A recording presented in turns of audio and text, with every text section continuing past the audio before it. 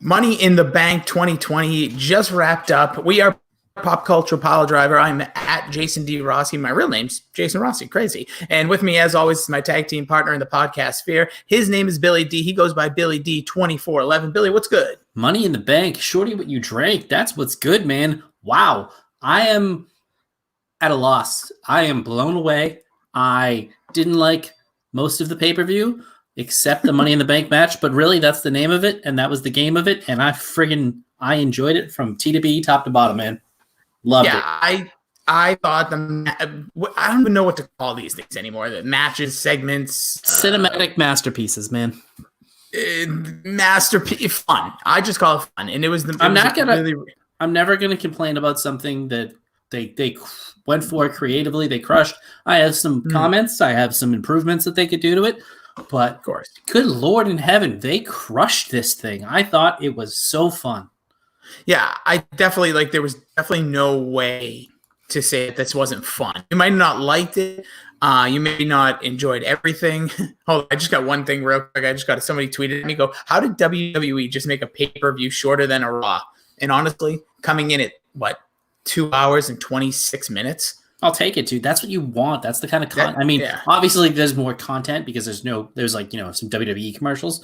So content-wise, it's still a little bit longer than a Raw. Probably pretty close because it's 22 minutes per half hour. I can't do that math. 44 times 3. I don't know. I can't do it. Regardless. It's close. But this is how long pay-per-views should be, first of all. Yes, I think this is how long pay-per-view should be. Yeah, 90 to an hour. But I think the thing that 2 hours. It should be 2 hours. Yes. I think the thing we realized here, and this is a thing you learn in production, you could just feel the energy because of the music. And I think you saw a little bit of the energy in the Bayley match because Bayley was talking the whole time. I noticed that right off the bat. It felt more like a fight.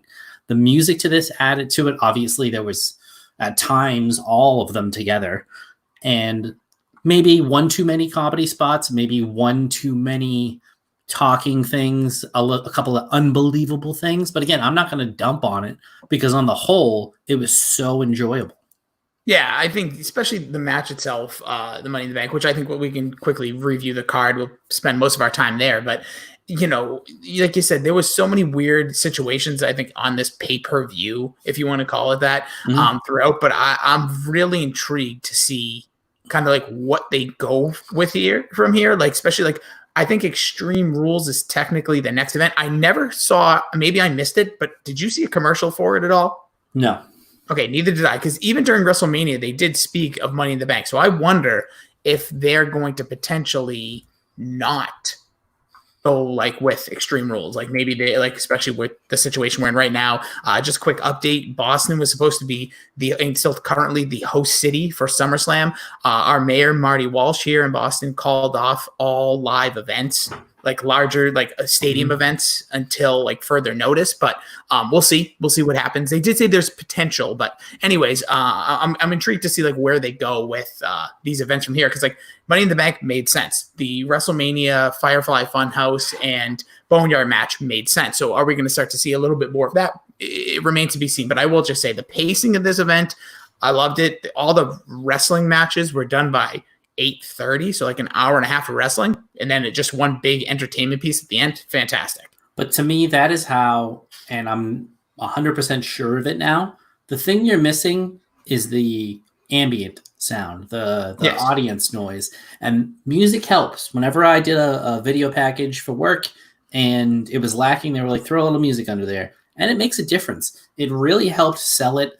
I didn't love the cutting to people's music, but it worked. It worked well enough. I mean, the Stephanie McMahon thing, again, they just milk everything a little too Saturday Night Live-ish. Point. It's just she didn't need the drooling comment. If you had cut it before that, it was great. Vince McMahon spot, I loved. I like that too. I loved. I don't know what the budget is on white suits, but they broke it out tonight. You got Brother Love and Johnny, both great spots. Yep. Some of the AJ Styles stuff was a little over the top, but it's professional wrestling. Yes. Again, I'm not going to criticize that stuff. I mean, I'm going to critique it a little bit, obviously, which is the same thing. We're splitting hairs here. I'm critiquing myself right now. But the amount of fun that I had during this match, I know you didn't like the entrances. I loved the entrances. I thought they were fantastic. Maybe because the first one out of the gate was Lacey Evans and Doggy. I mean, she looked good. Mella looked money. I mean, happy Mother's Day to Lacey Evans. Yes, everybody I thought came off looking like a star. Dana Brooke jobbed like a pro. I loved everything that she did. Yep. It was just a whole bunch of fun. We can break down, if you want now, how the match played out. Let's quickly just run through the card. Let's start at the beginning. So there was a pre-show match between Jeff Hardy and Sheamus. I don't know if you caught this one. Don't have to spend. I caught the Twitter that Jeff Hardy won, which was pretty predictable. See Jeff Hardy winning, fine. That's cool. I'm a little. I don't want to say I'm shocked. That's too extreme, but Sheamus is supposed to be coming back as his heel with steam, but they're definitely putting a lot behind Jeff Hardy right now. I think it's because he has like the story they're trying to tell. Yeah, and I'm just intrigued by what they're really going to do with Jeff. Is Jeff like a mainstay player? I don't know. Anyways, fine feud. We'll see where that goes. Then the Money in the Bank pay-per-view kicked off with a fatal four-way for the WWE SmackDown Tag Team Championship. New Day defending against the Forgotten Sons, the Lucha House Party, and Miz and Morrison. And I'm not doing their little singing thing. It's catching on, but I don't like it. The first thing I want to say about this, Grand Metalik from Lucha House Party. What a stud. He looks like Juventud Guerrero all of a sudden now. Give me problems, sorry. That's fine. He looked incredible in this match. Lucha House Party, I actually wouldn't mind seeing potentially take the belts. No, they've gotten legitimized over the last few weeks, definitely. Yeah, and they're fun to watch. Overall, he is really the master of the ropes. I do like watching him wrestle. This match was clunky at points. Really good. I did like the most of it. I'm glad New Day retained, but again, just the wrestling without the crowd, there is something to it. You either need to watch in a Zoom party or you just need to pre-produce all of them. I don't care if it's in the ring and you add music and you make all of these feel like all of those TNA matches. I would have preferred commentary, and we'll get back to this when we break down the Money in the Bank thing. I would have preferred commentary throughout, even if it was just bing, bing, bing, bing. But it really does hurt not having a crowd because the end of that match was lit, as the kids say. It was on fire. There were so many move after move after move, and they were all executed pretty well because the beginning of the match was a little sloppy. But without having the crowd oohing and ahhing, and Michael Cole, who's great. I've been on Michael Cole, my whole life, but he is a great commentator. He can only sell it so much. He's only one man, No, I agree. And I go to your point about New Day retaining. I agree with you there too. I think that was the right call. I don't know. I think it was just such an interesting situation to put this match together. They've been hot shot in the tag team belts all over the place. I don't think there's any steam or prestige to it. So I'll just go with, fine. New Day retains. Good match, fun to watch, but I'd like to see them probably more with Lucha House Party. If we're going to be like having more matches instead of Forgotten Sons right now, maybe Forgotten Sons need just a little more steam to them because I feel like they're it's horrible to put in their name Forgotten, but they kind of are in this situation. They're generic tag team too. They're just honestly, they're just there, and they probably should be better. Yeah, they're just never gonna do anything. There's no breakout star. There's no breakout personality. There's nothing to them. They don't have a manager. They're just the guys to be there. I think this would have been fine as a triple threat. Yeah, I can't disagree with you then. Then the next matchup was the SmackDown Women's Championship, where Bayley defended her title against Tamina. Very interesting that this was a match, to be honest. I liked it though.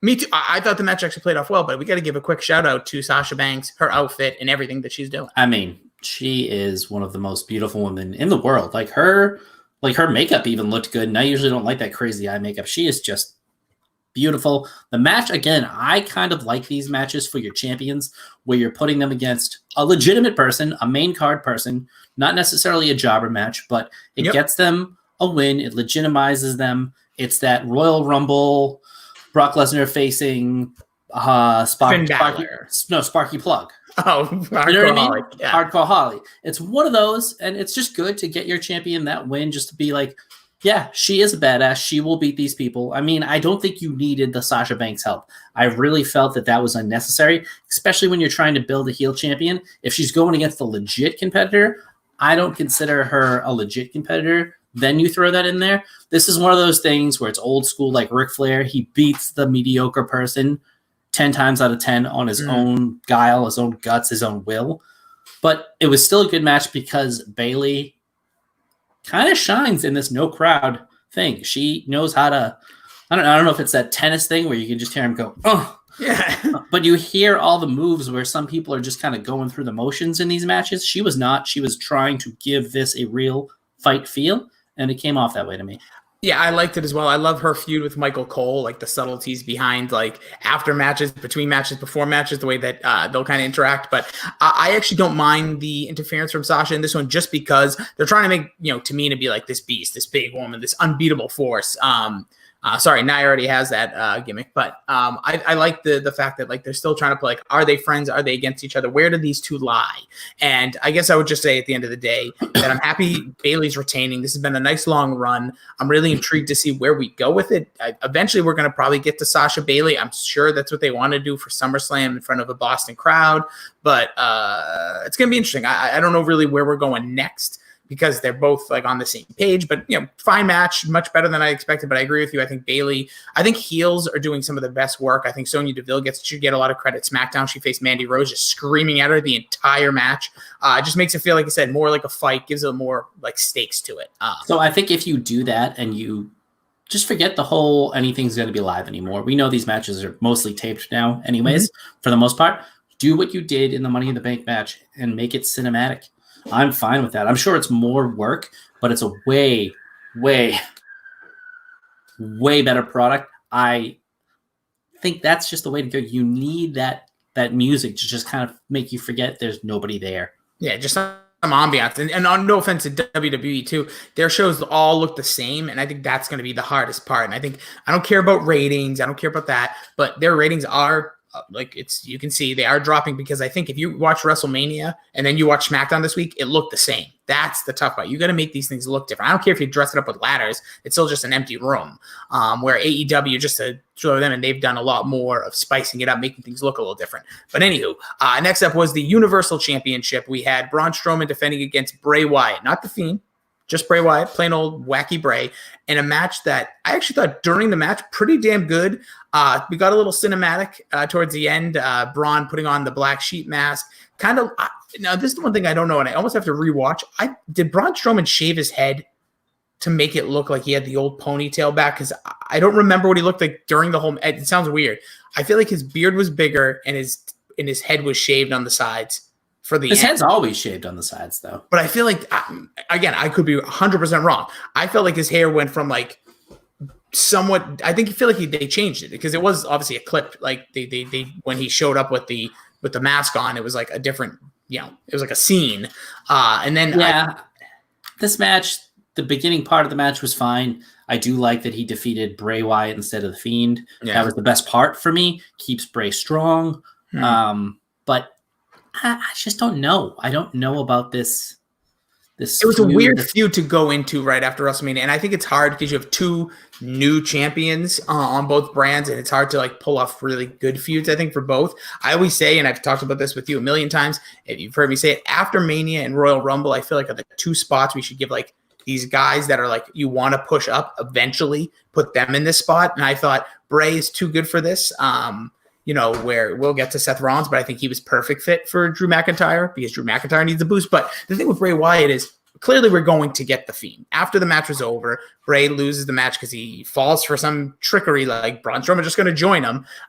So we see like the cut screen stuff, like The Fiend's going to come and get him, which, okay, we'll get there. But for this match itself, it was just a little odd and a little clunky. And I call me crazy, I'm just not feeling Braun. I don't feel him as the champion. I don't feel him as a face. I think he's got the body of like a complete heel. Like if this was the 80s, he'd be the total guy going up against Hogan or Stone Cold back in the day. I'm just not feeling him as the guy that we're supposed to look, especially as a babyface. Maybe a tweener or something. I don't know. He's too hokey and goofy. The top of the card right now is a little bit weird because both champions, I don't think really, they're really struggling without crowds, both of them, because Drew McIntyre was getting some of that steam, and you could see disappointment in that WWE talk they did. That really hurt him. And Braun kind of feeds off the crowd. He's pretty over with the crowd, even with people like us. He is over. No, he does get the roar. He does get the pop. Yeah. So that hurts him big time.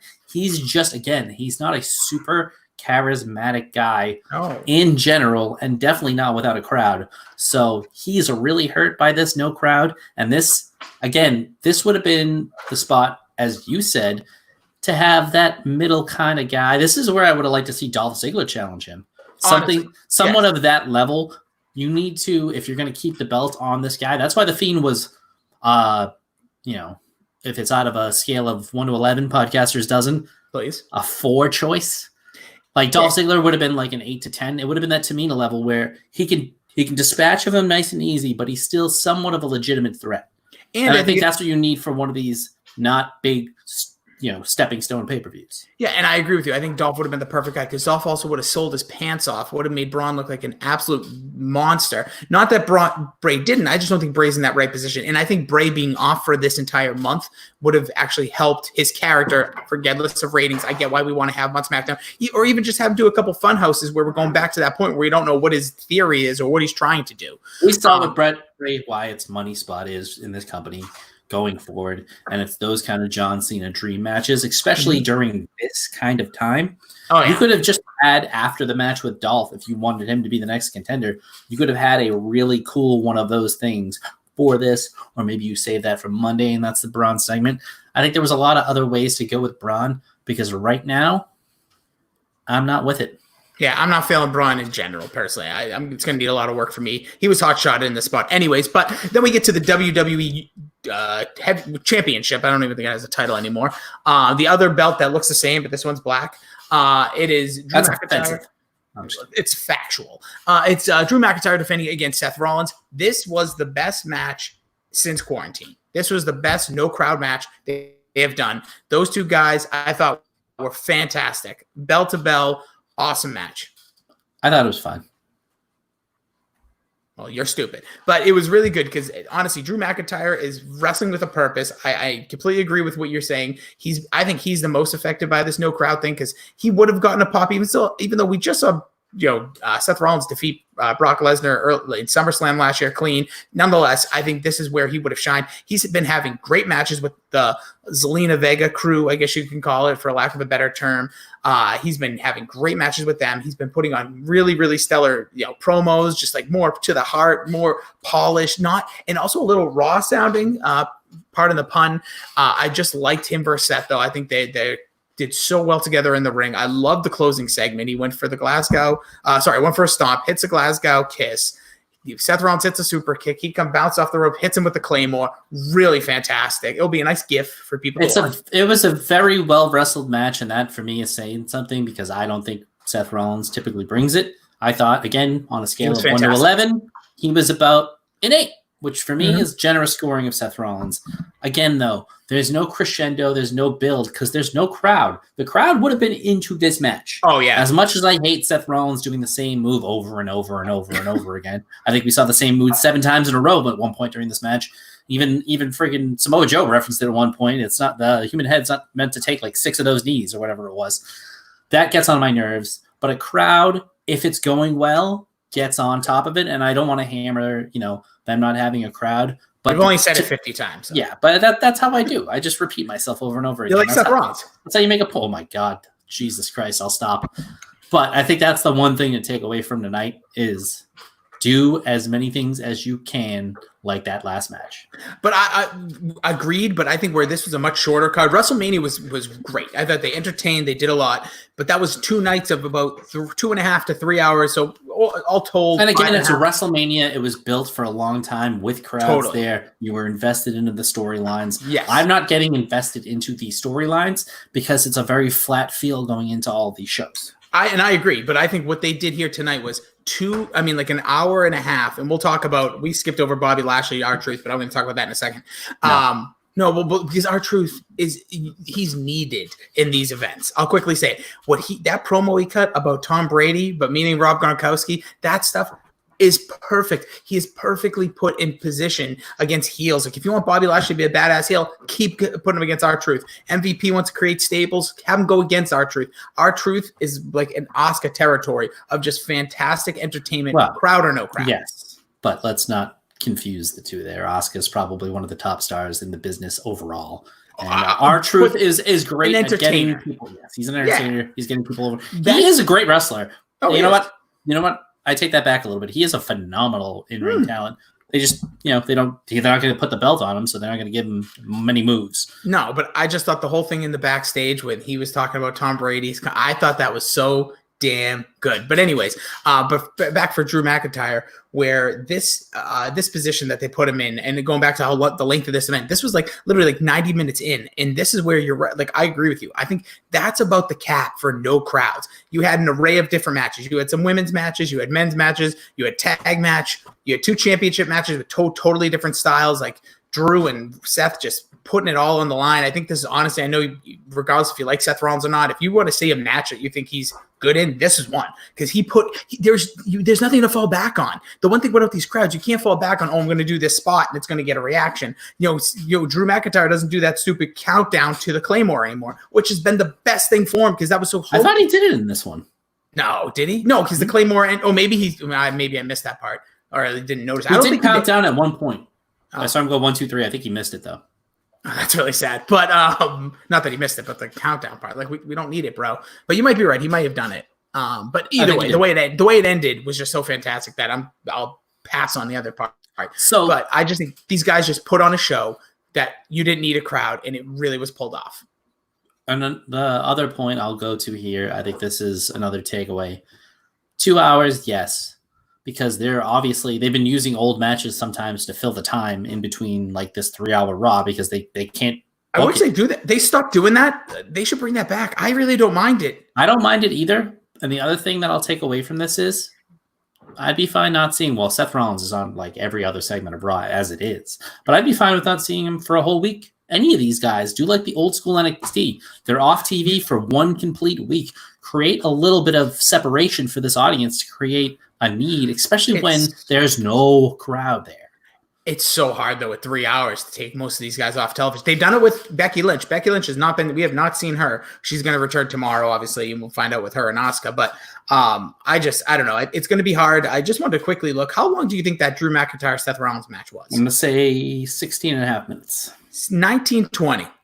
And honestly, that's good. That's a good pace. That's a nice championship. It didn't feel like it. No. Anytime you watch a piece of content and you feel like it's shorter than it actually is, that's when you know you've done a good job. And that's when you're watching my sex tape. But yeah, so then we jump into now Money in the Bank. 2 simultaneous matches. I did have the early criticism. I texted you. I thought the entrances were so loved it. It was so stupid. I absolutely loved it. Music hits. They just walk into a lobby or a weight room, and they're just standing there. Like, what's up? Like I said, it was like an awkward family party when you're like the third one in, and you're like, it's just an understanding. We're not gonna do this until everybody's here. It's like the Jets and the Sharks. Yeah, it was. I wish that would have been cool if they did something more like that. I just thought it was so funny when and then Asuka just chilling up top. Oh, this so good. The one thing I want to say about Money in the Bank for the women's side, Shayna Baszler should not have been in this match, and I don't mean that. They're probably trying to shine a little light on her, like trying to give her a little more life, I guess, because she's just like a stone cold killer as like her character. She just didn't fit the mold of this match. Didn't really need it. There was no way to make her coming out of this looking good. But I mean, what are you gonna do with her? So I don't know. I just felt like this would have been a good, like going back to when she beat Sarah Logan right out of the company. The announcement was that Sarah Logan won the match. It was a mistake by the ring announcer, but I almost wish that was the case. Like if she did something like so heinous, like going back to old school. Remember when people used to like when Ken Shamrock beat The Rock and he for the Intercontinental title, but he wouldn't let go of the ankle lock, so the decision was reversed. That's where we need to get Shayna Baszler. Like she needs to beat somebody and be like, okay, cool. But then like she just is relentlessly murdering them. Well, you brought her up and you kind of squashed her. So you're really it's tough when you do that, when you bring one of these NXT powerhouses. She's never really blown me away in the ring. Music. She's very good. She's very good. But she's never really had one of those matches where afterwards I'm like, oh, she's more of a character, which I'm fine with if you're just a character. But when you bring them up and you immediately have them lose their first match, what are we doing here? Even if it's against Becky Lynch, then don't put her against Becky Lynch. I know Becky Lynch needed somebody. There's plenty of people in that company. Yeah, I'll go two ways. One, it gave Becky Lynch a big win, which is great because they're obviously developing her to go even bigger and bigger. She's becoming the biggest star in the company. But you're right. It is strange to think. It's like when you bring Chris Jericho in and you have him lose in his first match. I know it's to The Rock, but it took him a while to build back up. That's a little Berenstein fans. He didn't lose to The Rock. He never fought The Rock. It was just a promo. You didn't fight him at that pay-per-view? No, everyone. It's one of those. It's bizarre. His first match was, I think, against Road Dogg. All right. Fair enough. Yeah, but I know what you mean. But still, like, it was like a outshine moment. But the thing with Shayna Baszler getting in this match, she didn't fit it, and or she should have just been trying to murder people. Like her and Carmella, like running upstairs next to each other. It was just a weird moment. But this is where I'll take that. I'm mostly positive. I'm gonna take the criticism cap off and put what you said, the creative cap. This was all about being campy. This was all about being entertaining. This was all about fun. I loved it. It was great. If you dial back the campy 20%, it would have been perfect. The only other thing that I wanted, and again, it was so good. This is just like friendly advice for them going forward. A little friendly advice from your buddy Billy D. Yeah, there was a couple of things where I'm like, and I know Nestle the Jobber Knocker, take a drink. God love the man. I absolutely love this kid. I cannot wait for him because they finally did the catering spot he's always been waiting for, which was great. Food fight. But there's going to be a bunch of things. What I was thinking too, everybody thinks, like, why did Asuka get off the elevator? There's those like little kind of psychological things where if you have an announcer on there, they could be, well, in the WWE building, that elevator actually doesn't go all the way to the top of the thing. And you could have had them interjecting here or there. I didn't. Sure. At the beginning, I didn't notice the non-commentary. But then when those things happen, it was like every once in a while, and in the olden days, they would do this all the time. When a guy would miss a move, like, oh, we didn't get all of that. They would kind of explain away the little nuances. And I think that's always kind of needed, always kind of necessary. And I don't mind having, like, they chimed in when Asuka won. That was totally out of the room. I know Michael Cole just turns on his mic. No, I agree. The two things I want to talk about, my anxiety spots. I'm not a huge elevator fan. I'm a little claustrophobic. So when Asuka just kept like pushing the button, I've been a lot better. But pushing the button, I'm like, Asuka, it doesn't come any faster if you keep hitting the button. Like, that's stop what it. She said. And it actually does. And then when the men were like fighting in it, but they never showed the clip of it when they all started fighting in the elevator. I'm like, boys. And then Otis gets in there. I would have honestly, I don't care if I'm going for money back. I'm out of that elevator. If I'm Daniel Bryan, I'm like, I'm out. Deuces. How did they not do the Otis joke with the elevator? Because every elevator says the Otis in there. I was waiting for that. But that's a missed spot. All right, so we got to talk about the actual play out of this match. Because a lot of the spots were fucking money. Nia Jax, is she unsafe? My God, she almost killed these people. There were a couple of spots where I was like, you could have just cut that. Like, there was no reason to do it that viciously.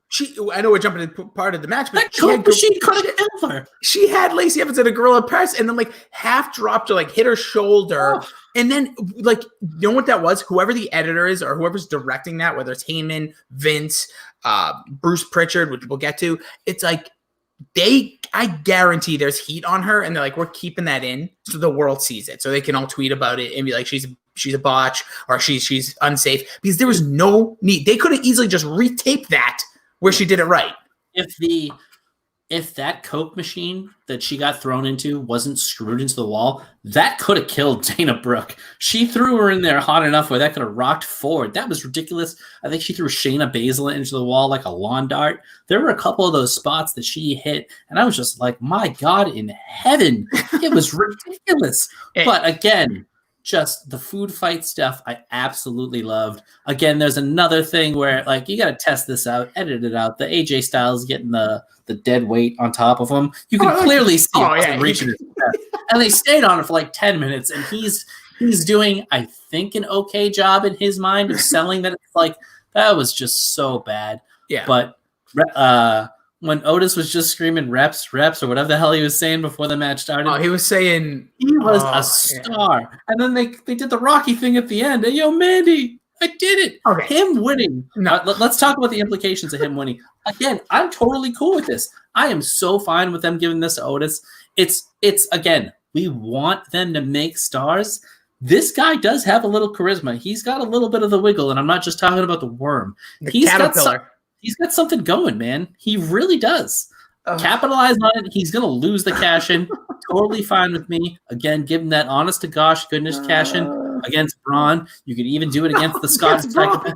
Yeah, dude, he's huge. You could see them fighting a legit fight, and it would be a fair fight. He's 325. I don't care how big he is. So was Viscera. So was Midian. Was 1 million pounds. We've had all these big moves. I don't care. I'm sorry. Like I love the entertainment factor. I clearly see that they think there's more to him than I do. First of all, he's supposedly in a tag team that he's not even in anymore. Poor Tucky. But him winning this Money in the Bank is right now the worst decision of a Money in the Bank winner in the moment. Because when you look at like the future and you see, okay, Otis, cash in, world champion, it's so bizarre. But guess what? We are in a time where it makes the most sense because maybe he cashes in the next 3 months where we're still in this weird no crowd thing, even though that's going to be weird to see. But like, I don't know. I was so befuddled when I saw the briefcase come off. I'm like, does Corbin have it or AJ? Then Elias shows up. I'm like, what's this clown doing? And by the way, real quick side note, that was the worst cosplay Doink the Clown, if that was supposed to be Doink the Clown. I don't know what that was supposed to be. Was that supposed to be Nicole Foley's boy? Yeah, that would be better, but it wasn't. It wasn't him. And Doink the Clown-esque looking, but yeah, it was just bad. That was the one part.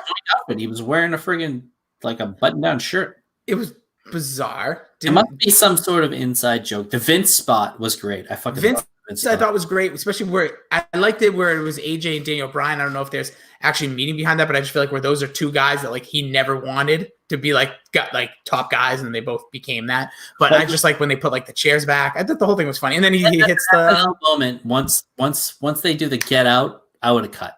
That's fine. I didn't mind the other hand sanitizer was fine. Again, like that's when I want it cut like a little bit quicker. The Stephanie thing just cut a second quicker. Oh yeah, Stephanie one was just so pre-taped. It was ridiculous. I guarantee. Like I don't even think they were in the same building. I don't think you ever saw them together. No, they probably taped that like a month before. But again, just loads of fun. That's what I want my wrestling to be. I really do. The brother love spot in the bathroom comes out with Ray. He's like, "I love you," and Ray's like, "Love you too. I gotta go." That was funny. And then obviously Johnny Ace in the middle of. By the way, real quick, what are all those pies doing in the middle of in WWE? What are they? The cafeteria.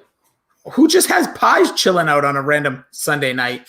I mean, maybe The Rock was coming by. You know, he likes pie. He sure does. But anyways, yeah, I like the Johnny spot. Like actually seeing Pritchard, which made sense, and Heyman. I thought Heyman, that was a good spot for him. I like how they were just so like these are two of your head of creatives and Vince being involved too, and like no problem just being on there, goofing on themselves, making themselves look foolish. Like everybody's in on what's happening in this quarantine situation of this, Well, Vince didn't look foolish, but Vince has made himself look foolish millions of times in the past, so it doesn't matter. I still think he did. He didn't look like cool. He didn't look like strong. It was just kind of like, what the hell? What's up with the Jurassic Park room, though? That was what I was like. Are they in Jurassic Park? There was a fucking T-Rex on the fucking wall.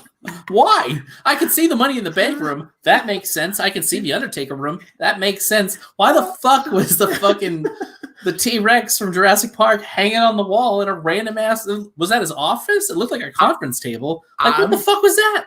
Again, it's a tease for a future character. I don't know. We could be getting a Jurassic Park character. But the one thing I did like about the Undertaker room was AJ being fearful of what happened with him with the Undertaker.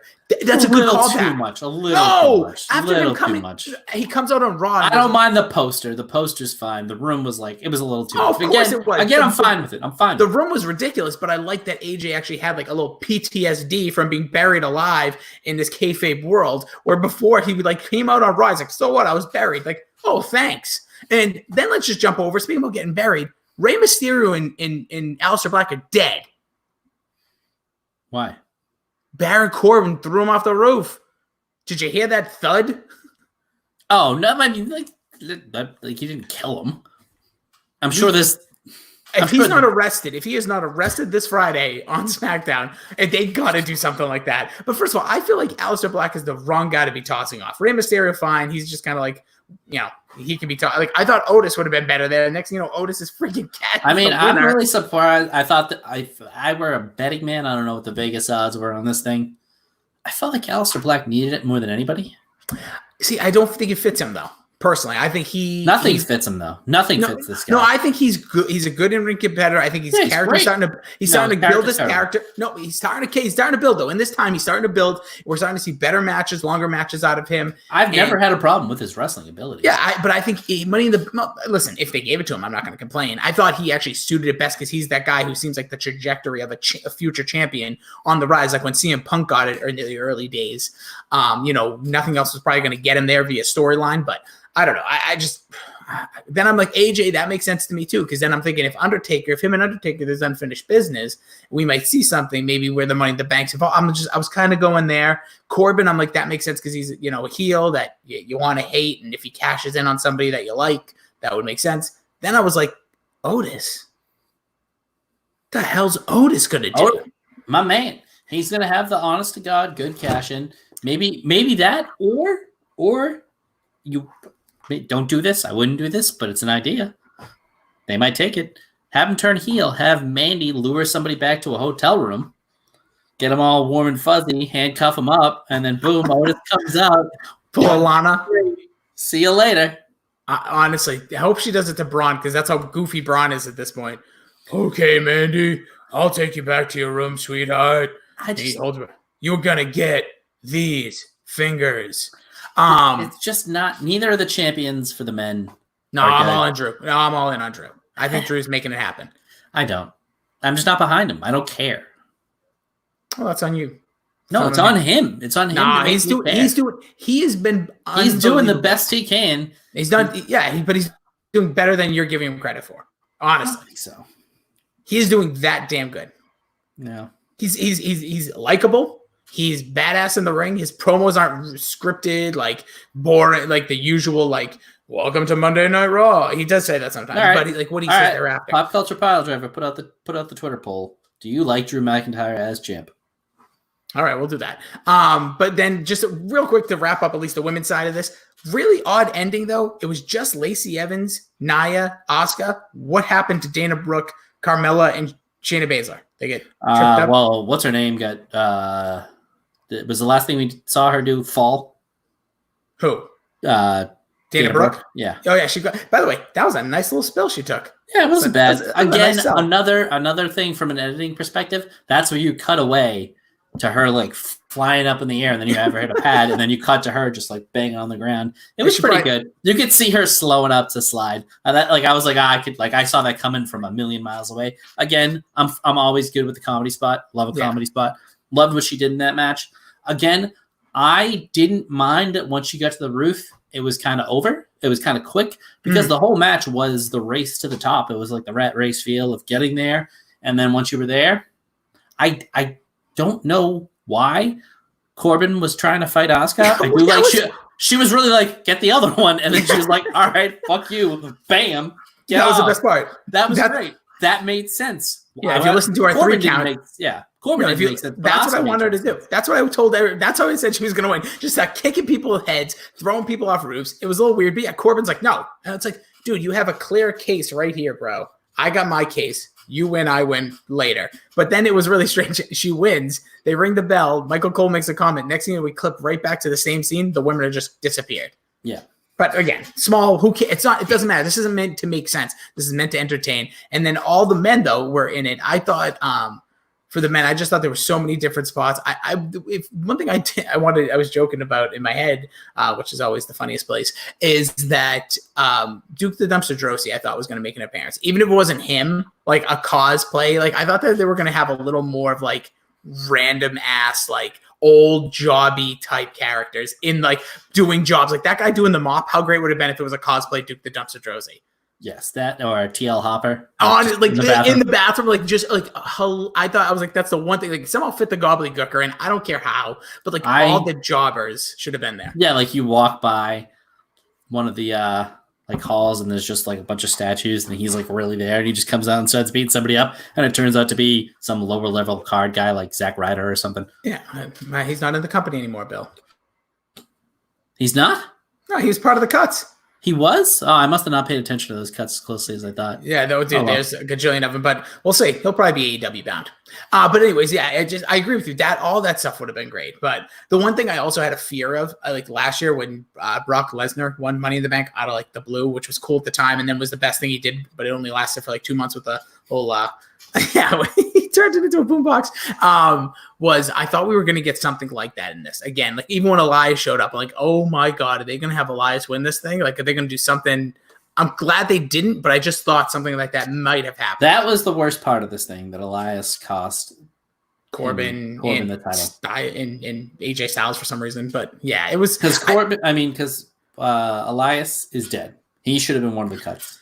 Or Elias should just be a heel. Like he should be like. What he did was heelish. He did it to two heels, and he's now a baby face. But his character is in need of a complete reset.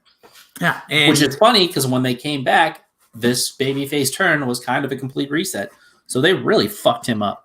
Yeah, and he was another one that was murdered. Baron Corbin's been throwing people off of stuff for the last like three months. He threw Elias off the stage right before WrestleMania. He's now throwing Aleister Black and Rey Mysterio, which, by the way, I don't like that it was those two also because there's no retribution.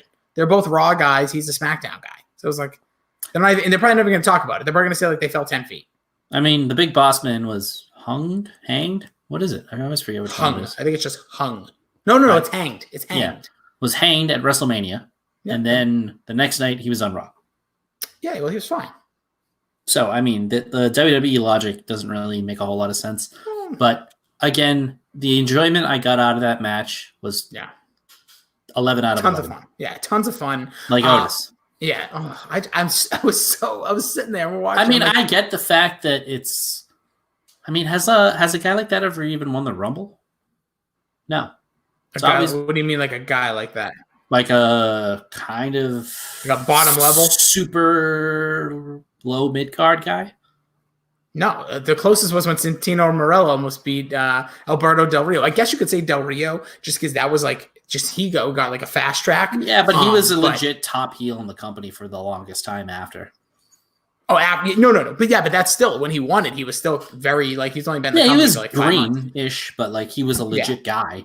So I think this is the lowest level person to ever win a guaranteed title shot at Money in the Bank combined with Royal Rumble, because everybody who's won the Royal Rumble, it's like winning the the NBA Finals MVP. This is the equivalent of Cedric Maxwell winning winning the briefcase. Honestly, it's like, oh boy, like this isn't even Chauncey Billups level. This is legit Cedric Maxwell, not close to being a Hall of Famer, just a random dude fucking winning the most.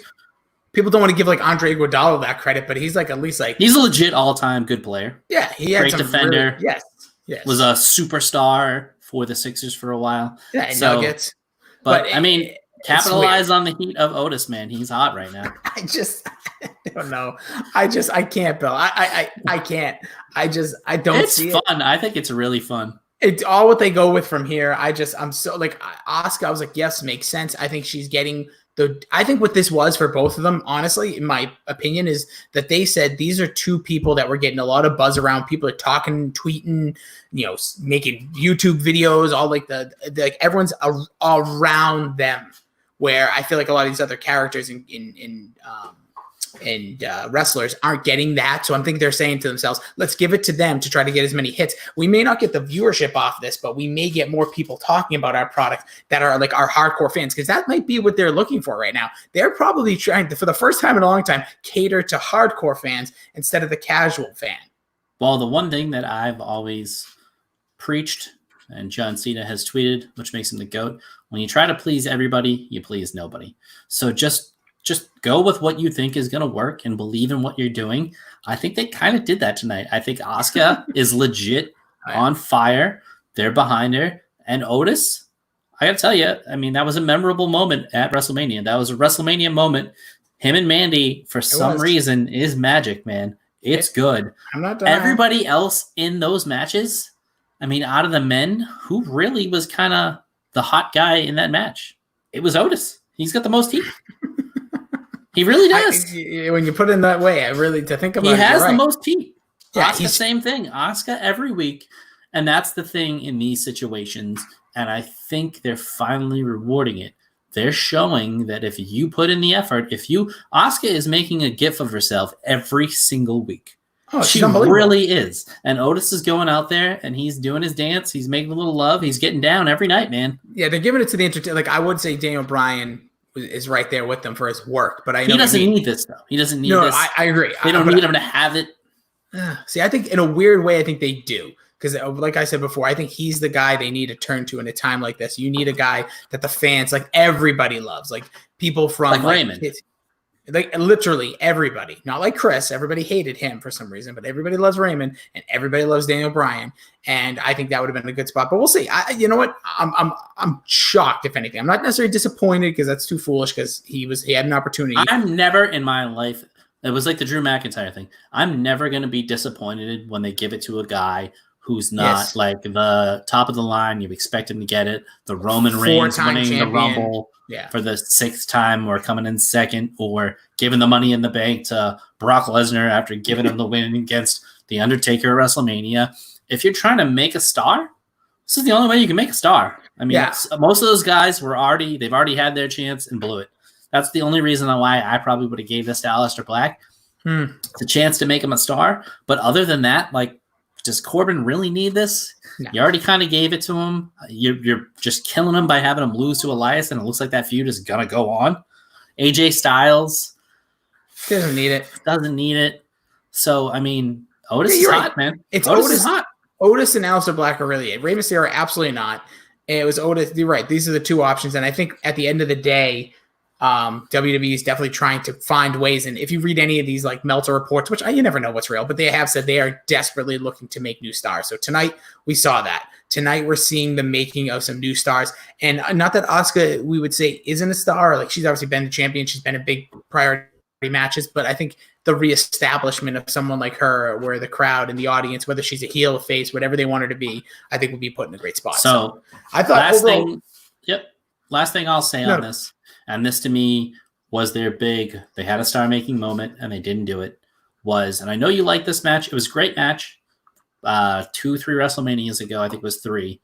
They had Charlotte beat Asuka at WrestleMania when Asuka was undefeated.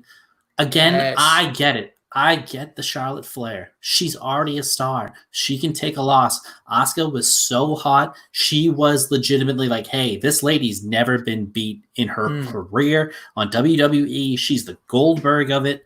And then you kind of just, all right, Charlotte, let's get the shovel. Let's show that you are the top dog.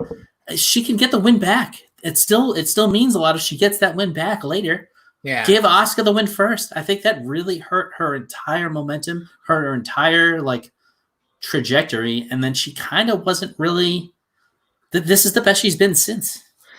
No, I know she was fantastic. When was that? When there was the triple threat TLC where Ronda Rousey came out like a year and a half ago. But no, we can have this argument because her versus Becky Lynch was awful match a year ago at Royal Rumble. She's been great. She overall, I think her product's great. I think she always is great. Yeah, I just think her character has not been good to me. I mean, she was good in the Kabuki Warriors, but that's tag team because she like her and Kyrie were on top of it, and then they sell everything. But as a solo competitor, this is her at her best. Yeah. This is her being goofy and dominant. And I think this is the end of also, real quick newsflash, good point. 2 tag team wrestlers won Money in the Bank. Yeah, isn't Kyrie hurt though? Yeah, I think she's going to be done. There's been a lot of her tweeting about like going back to like I forget the name of the all women wrestling in Japan. But anyways, it's just, but that's still somewhat factual. But I think, Asuka great, Otis we'll see. The one thing I want to see, is this the end? You think? My guess where they're going to go is Tucker. Is this going to be a jealousy angle? Are we going to get heel Tucker? And then that's fine. And then him probably just get buried. I mean, because where do you go with Tucker? What's the ceiling on the ceiling is higher on the tag team than probably Otis as an no. I kind of like Otis' ceiling as an individual higher than the tag team. It is a good tag team gimmick. They are a good tag team, but Otis, man, let's see what he does.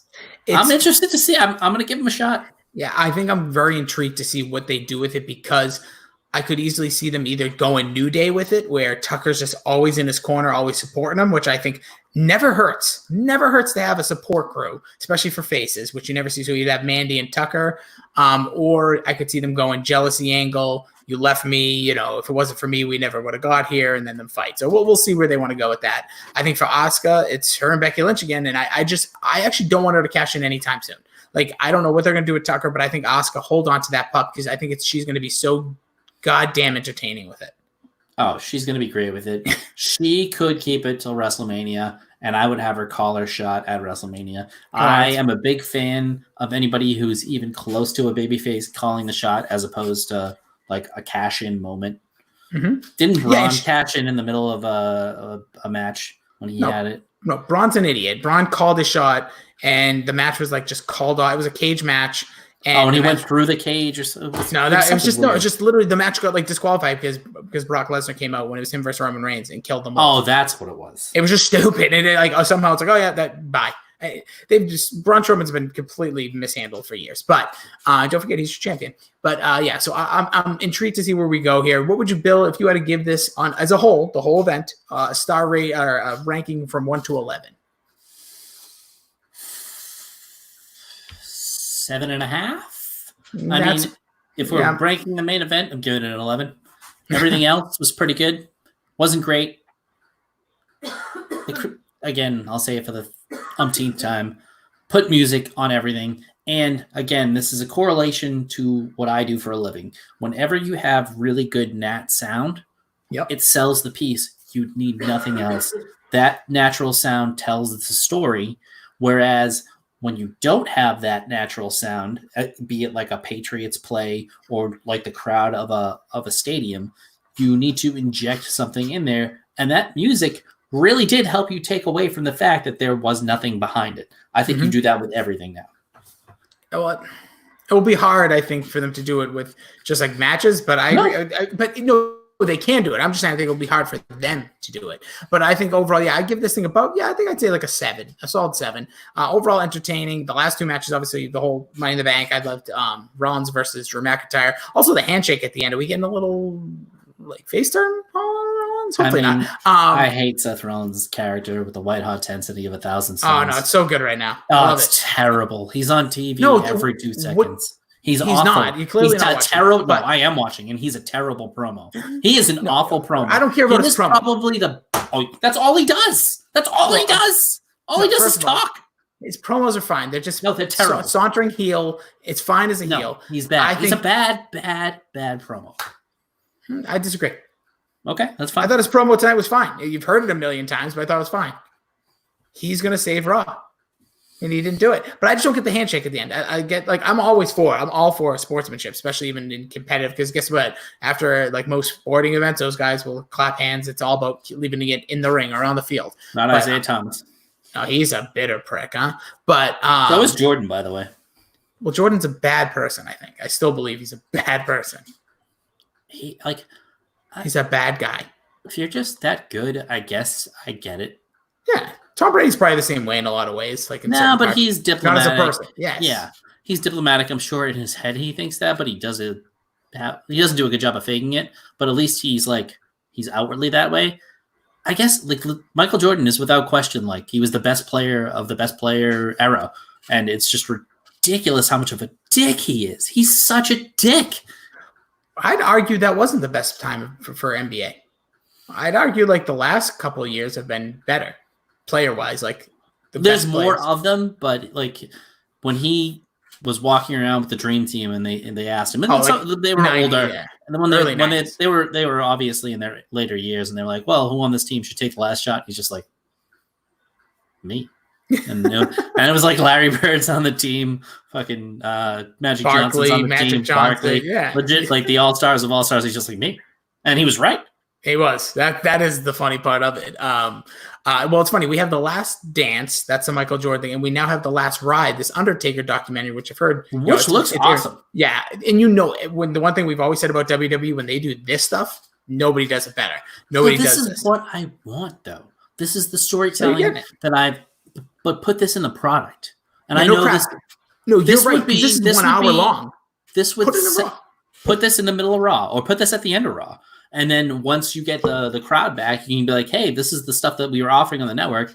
Now you can see the stuff on the network all the time. But this is the character pieces that sell your superstars. These are the stories that make you connect. This is the Daniel Bryan Yes movement. This is the Kofi Kingston 11 years dog. This is the Undertaker. Hey, I had a shitty match. This is not going to be the way I'm going to be remembered. I'm going to go out there. I'm going to work. I'm going to train hard.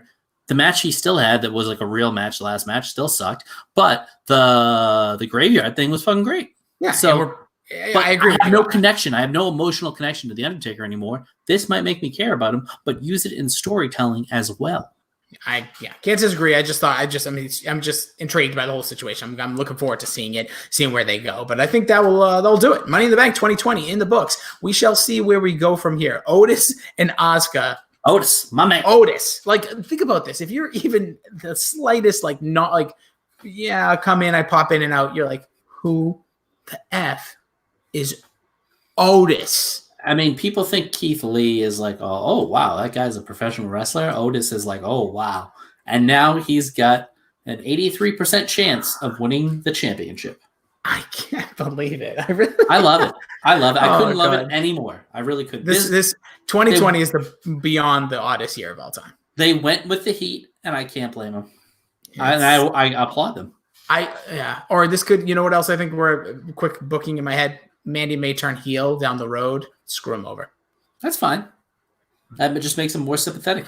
Yeah. Or you know what? I already can see it. It's like Fiend champion versus Otis going to cash in on him in the Firefly Funhouse. Well, that would be great. There's just so many things you can do. It's a fresh take. It's not like Baron Corbin getting it again. No, it's not. They're trying to build. They have to give it to what's his name. It's like when they stick the tag team champions on like who's that shitty tag team, the Forgotten Sons. It's like just give it to him, see if it does anything. Hey, let's just give the belt to Aleister Black. Let's see if it does anything for him. Yeah. No, it's like this guy's kind of captivated our crowd. Let's fucking reward him. I'm telling you, YouTube has done it. We have done it.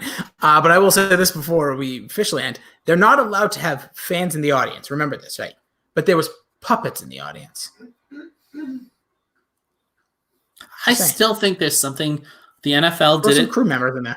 Yeah, the NFL did it where they had the TVs with the fans of the teams during the draft.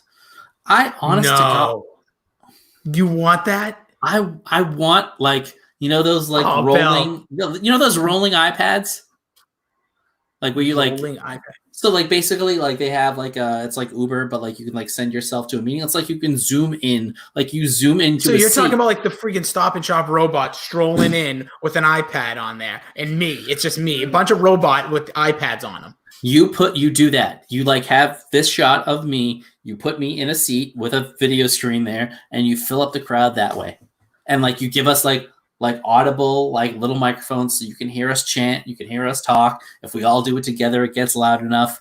Give me a crowd. If you want to do it and you like send out virtual tickets that are free to people, you'll fill it up. People will go and watch this live show and stream it through it, and then you pump in the crowd noise. I'm dead serious. You get the view of where your seat is too. No. You get the feed of the match, and like you can be in like ridiculous. You can be in a row. So like me and you right now could be, we can get 2 tickets to this event and you could pump in our noise. And if like we're yelling and loud, it'll be loud enough and like, let's go Cena sucks. I think try it. Why not? It would probably cost so much money in video. The quality of Zoom right now too, like the crappy audio establishment, it would be such a train wreck that now I almost want to see it.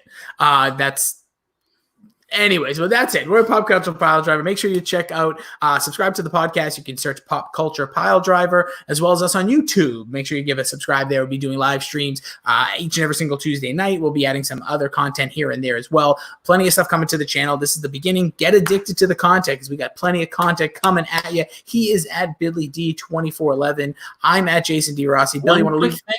One quick thing. What else? Robots, umpires? What else? No. We watched a pay-per-view. We proved we can't do a podcast that's under an hour. I know. This made no sense. It's still finishing before a normal WWE pay-per-view would, and we have an hour post show. I know. That's insane. It is true. Honestly, it was 20 minutes in. I'm like, perfect. This will be 35 minutes. Yeah, no, we just kept going. Well, anyways, again, make sure you follow him at Billy D2411. I'm at Jason D Rossi. Follow Pop Culture Pile Driver at Pop Culture PD. That's right. Get addicted to the content. We got so much stuff in store. A lot of stuff coming up. If you have any ideas, creation, want to maybe even partake, let us know. Don't be shy. Get involved. Slide into our DMs. Billy, those DMs open even in quarantine? Oh, yeah, always, especially in quarantine. I'm dying over here. Please, yeah, send as many scantily. I'll send you pictures of this because it looks as close. Yeah, you make your elbow look like a butt or a vagina. Yeah, it all depends on the angle. If you like it, feel like I'm big. If you like a big girl, there you go. That's fucking disgusting. It is. Anyways, all right, I'm out of here. Thank you, Billy, so much, and you guys all have a good one. We'll catch you on Tuesday night. Frank says hi.